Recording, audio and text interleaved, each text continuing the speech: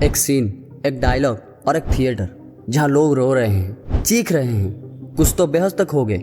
ये कोई natural disaster का फुटेज नहीं है, ये सैयारा मूवी का एक इमोशनल सीन है जो अभी सोशल मीडिया पर काफी वायरल हो रहा है। लड़कियां चिल्ला रही हैं, लड़के आंखों से आंसू पोंछ रहे हैं और बैकग्राउंड में एक दर्द भरा सॉन्ग बज रहा है। लेकिन सवाल ये है कि क्या ये सिर्फ एक फिल्म का इम्पैक्ट है या हमारी पूरी जनरेशन की इमोशनल वल्नरेबिलिटी का एक्सरे है। जरा सोचिए, एक स्क्रिप्ट, एक एक्टर और एक हार्ट ब्रेक सीन और पूरी जनरेशन इमोशनल ब्रेकडाउन के एज पर। इसका मतलब ये नहीं कि इमोशंस गलत है, लेकिन सवाल ये है कि क्या हम इमोशनल होने के लिए ट्रेन किए जा रहे हैं? क्या बॉलीवुड सिर्फ एंटरटेन नहीं कर रहा बल्कि हमारी सोच का डीएनए म्यूटेट कर रहा है? समझ लो, बॉलीवुड सिर्फ फिल्म नहीं बनाता, वो एक टेम्पलेट बेचता है दर्द, रोमांस, हार्ट ब्रेक और सैक्रिफाइस का। और हर नई जनरेशन को वही फॉर्मूला इंजेक्ट किया जा रहा है। हर नई लव स्टोरी के पीछे एक ही थ्योरी होता है, true love is equal to pain plus sacrifice plus self destruction. और तभी तो जब एक लड़की किसी लड़के से ब्रेकअप करती है या लड़का किसी टॉक्सिक रिलेशनशिप में होता है तो वो वही करता है जो उसने स्क्रीन पर देखा है। सेल्फ पिटी,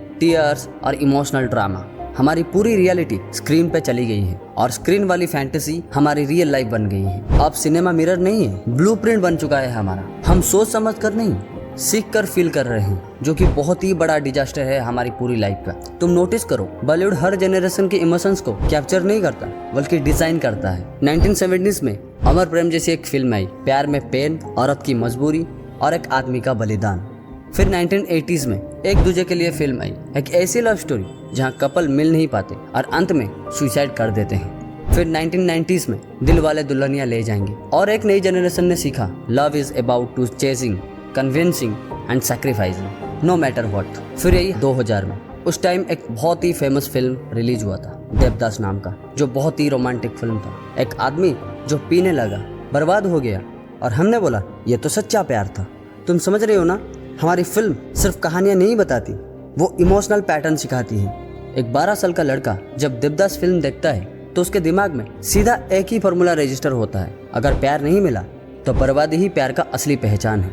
क्या तुम जानते हो, वर्ल्ड हेल्थ ऑर्गेनाइजेशन के एक 2023 की मेंटल हेल्थ सर्वे के हिसाब से इंडिया में हर 7 में से एक यूथ एंजाइटी या इमोशनल बर्नआउट का शिकार हो रहा है। और जब तुम उनका एंटरटेनमेंट कंजप्शन देखते हो तो पता चलता है majority time sad romantic content, breakup reels और ट्रेजेडी बेस्ड सिनेमा देख रहे होते हैं। ये कोइंसिडेंस नहीं है, ये कल्चरल डिजाइन है। बॉलीवुड स्ट्रगल को सेलिब्रेट करता है, सॉल्यूशन को नहीं। अगर कोई कैरेक्टर सफर कर रहा है, सैक्रिफाइस कर रहा है तो वो हीरो बन जाता है। लेकिन जो प्रैक्टिकल, स्टेबल और इमोशनली इंटेलिजेंट डिसीजन लेता है वो बोरिंग साइड कैरेक्टर बन जाता है। एज ए रिजल्ट आज के यूथ को लगता है कि अगर स्ट्रगल नहीं है तो स्टोरी ही नहीं है। अगर प्यार में दर्द नहीं मिला तो वो सच्चा प्यार नहीं था। अगर ब्रेकअप हुआ तो मैं देवदास बन जाऊंगा। हम खुद को फिक्शन का विक्टिम बना रहे हैं। जो सिनेमा तुम्हें दिखा रहा है तुम वही सोच रहे हो, और जो तुम सोच रहे हो वही बन रहे हो। वहीं अगर हम दूसरी तरफ हॉलीवुड को देखें तो हॉलीवुड का सिनेमा एक मिरर नहीं, एक टेलीस्कोप है। वो दिखाता है जो है नहीं पर हो सकता है। जब तुम इंटरस्टेलर मूवी देखते हो तुम टाइम डायलेशन के कंसेप्ट को महसूस करते हो। इंसेप्शन तुम्हें एक सपने के अंदर सपने की दुनिया तक ले जाता है। द मार्टियन एक ऐसे एस्ट्रोनॉट की कहानी बताता है जो मार्स पर अकेला है लेकिन साइंस से सर्वाइव करता है। और ये सब सिर्फ फिक्शन नहीं है, ये फिल्में तुम्हारे अंदर एक वॉइस जगाती है, मैं भी बना सकता हूँ कुछ ऐसा। हॉलीवुड में इमेजिनेशन का यूज होता है एक्सपेंशन के लिए, बॉलीवुड में एस्केपिज्म का यूज होता है। एक तरफ तुम्हारा दिमाग पूछता है ब्लैक होल के अंदर क्या होता होगा, दूसरी तरफ तुम्हारा दिल ये पूछता है वो लौट के आएगा या नहीं। हॉलीवुड तुमसे कहता है सोचो, लेकिन बॉलीवुड तुमसे कहता है जो हम कह रहे हैं उसको मानो, जो हम दिखा रहे हैं उसको फॉलो करो। और दोनों के बीच जो फासला है वो तुम्हारे कैरियर, एम्बिशन और माइंडसेट में दिखता है। अमेरिका में बचपन से बच्चे star Wars, iron man, Spiderman देखते हुए बड़े होते हैं और उनके दिमाग में एक सबकॉन्शियस आइडिया बैठ जाता है, मैं भी बना सकता हूँ कुछ एक्स्ट्रा ऑर्डिनरी।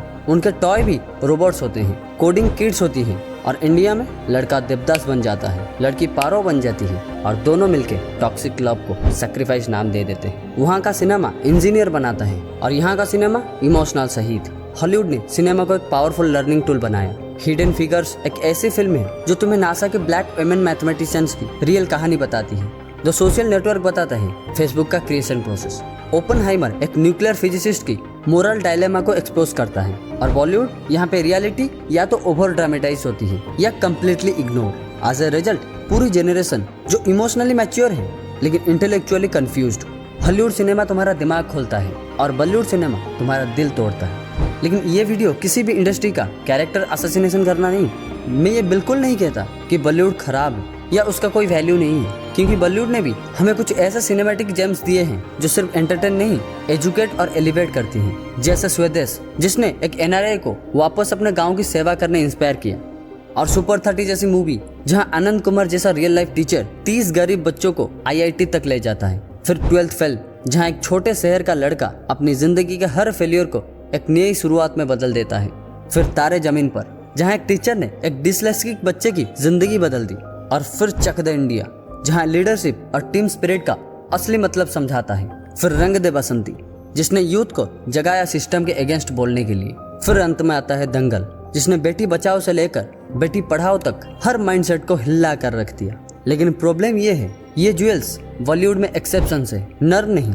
जब कोई भी डीप थॉट प्रोवोकिंग फिल्म आती है, वो या तो फ्लॉप हो जाती है या सिर्फ एक ही नीच की ऑडियंस तक सीमित रह जाती है, और फिर वही सर्कुलर पैटर्न चालू हो जाता है। रोमांस, हार्ट ब्रेक, प्यार, दर्द, सैक्रिफाइस और एक और वायरल सीन। सच तो ये है कि फिल्मों में वही होता है जो लोग देखना चाहते हैं, और लोग वही देखते हैं जो उन्हें बार बार दिया जाता है। ये एक लूप बन गया है जहाँ फिल्म मेकर बोलता है ऑडियंस सिर्फ प्यार, दर्द चाहते हैं, और ऑडियंस बोलते हैं हम तो वही देखते हैं जो आता है। तो रिस्पॉन्सिबिलिटी किसकी है? तो यहाँ रिस्पॉन्सिबिलिटी दोनों की है। जब तक हम अवेयरनेस नहीं लाएं, ये इमोशनल फास्ट फूड ही हमारा सिनेमैटिक डाइट बना रहेगा। आज का इंडियन यूथ हाईली इमोशनल है। ब्रेकअप के बाद डिप्रेशन, फेलियर के बाद होपलेसनेस और प्रेशर के बाद बर्नआउट। क्या ये सिर्फ सोशल मीडिया का इम्पैक्ट है? नहीं, सिनेमा भी एक स्ट्रॉन्ग कंट्रीब्यूटर है इसमें, क्योंकि तुम बार बार वही कंटेंट कंज्यूम कर रहे हो जो तुम्हें फील करवाता है, लेकिन कभी तुम्हें बिल्ड नहीं करता। हॉलीवुड का यूथ इमोशनली नम लगता होगा, लेकिन वो एक्सपेरिमेंट करता है, फेल होता है, लेकिन फिर भी ट्राई करता है। और यहाँ एक ब्रेकअप के बाद लड़का कहता है मैं बर्बाद हो गया। एक एग्जाम के बाद लड़की कहती है मैं किसी काम की नहीं हूँ। क्योंकि तुमने फिल्मों से सीखा है कि स्ट्रगल में रोमांटिक होना जरूरी है, लेकिन स्ट्रगल से निकलना बेईमानी है। सोचो, अगर तुम्हारा फेवरेट एक्टर तुम्हें बार बार दिखाए कि फेलियर के बाद उसने अपने आप को रीबिल्ड किया, तो क्या तुम इंस्पायर नहीं होगे? लेकिन जब हर दूसरी मूवी में तुम्हें सिर्फ ये दिखाए कि या तो प्यार में मर जाओ या सिस्टम से हार जाओ, तो सबकॉन्शियस में डिफीट नॉर्मल लगने लगता है। इसीलिए ये जरूरी है कि हम अपने एंटरटेनमेंट सोर्सेस को सिर्फ एंजॉयमेंट के लिए नहीं, एलिवेशन के लिए भी चूज करें। तुम्हारा दर्द तुम्हारा हीरो नहीं है, तुम्हारा विजन होना चाहिए। और सिनेमा वो मिरर हो सकता है जिसमें तुम अपने बेस्ट वर्जन को देख सको। तो क्या हम कह रहे हैं कि बॉलीवुड खत्म हो गया? बिल्कुल नहीं। क्या हम कह रहे हैं कि हॉलीवुड परफेक्ट है? वो भी नहीं।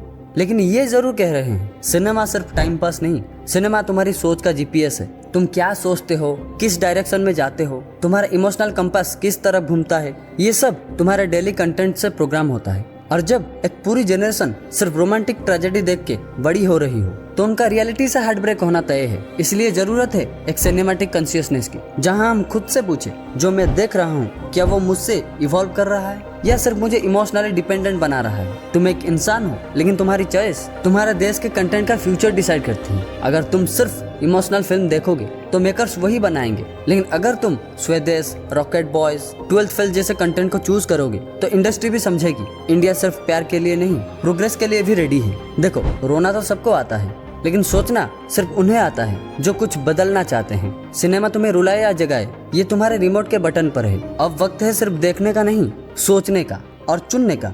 तो क्या तुम रेडी हो?